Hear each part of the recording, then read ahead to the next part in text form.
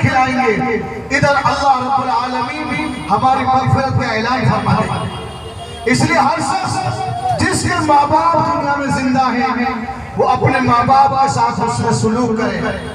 जिस घर में माँ बाप नहीं है वो वीरान है, वो जंगल है। और पता जब लगता है जब हमारे माँ बाप इस दुनिया से रुखसत हो जाते हैं, चले जाते हैं। इसलिए अपने माँ बाप का इकराम करना है, अपने माँ बाप को इज्जत देनी है। जहाँ हम दूसरे अहबाब से, दूसरे दोस्तों से मुलाकात करते हैं, उनमें से सबसे पहले आप अपने माँ बाप से मिलिए, उनकी खैर आफियत पूछिए, उनको इज्जत दीजिए और उनके साथ हुस्न सलूक का मामला कीजिए।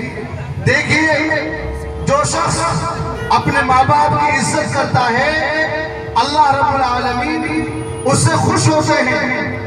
अल्लाह के नबी सल्लल्लाहु अलैहि वसल्लम ने इरशाद फरमाया कि तुम्हें पता है माँ की इज्जत क्या है, माँ की अज़मत क्या है, माँ की कदर क्या है, माँ का रुतबा क्या है।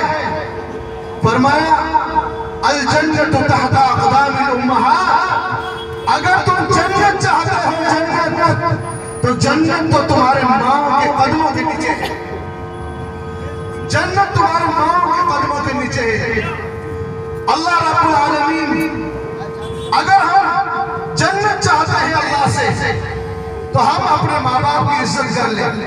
अल्लाह के नबी सल्लल्लाहु अलैहि वसल्लम ने इरशाद फरमाया, एक सहाबी ने पूछा, या रसूल अल्लाह, मेरे ऊपर मेरे माँ बाप का क्या हक है, मेरे माँ बाप का क्या हक है। तो आपने एक जुमला इरशाद फरमाया, हुमा जन्नतु का वनारो का, कि तेरे माँ बाप का तेरे ऊपर यही हक है कि वही तेरी जन्नत है और वही तेरी दोज़ख है।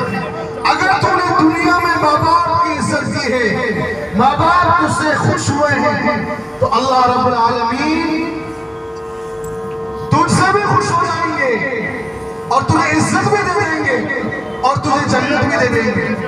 अगर माँ बाप तेरे नाराज है, माँ बाप तेरे नाराज है, तो तू जन्नत में नहीं जा सकता, जन्नत का हकदार नहीं बन सकता। इसलिए हम अपने मेहमानों की कदर करें, उनको इज्जत दें, उनका इकराम करें और बिलखुसूस जिनके माँ बाप जिंदा हैं अपने माँ बाप का इकराम करें, उनके साथ अच्छा सलूक करें।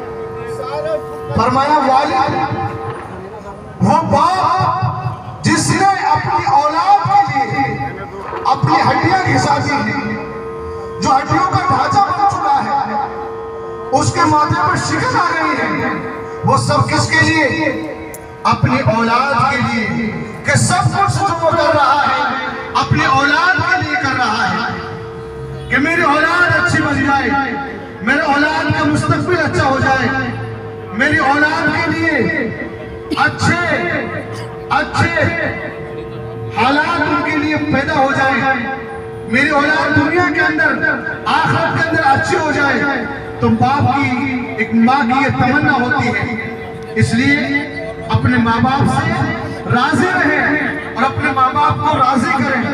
अगर हमारे माँ बाप राजी नहीं है तो याद रखें, तो फिर हमसे अल्लाह भी राजी नहीं है, अल्लाह भी हमसे राजी नहीं है।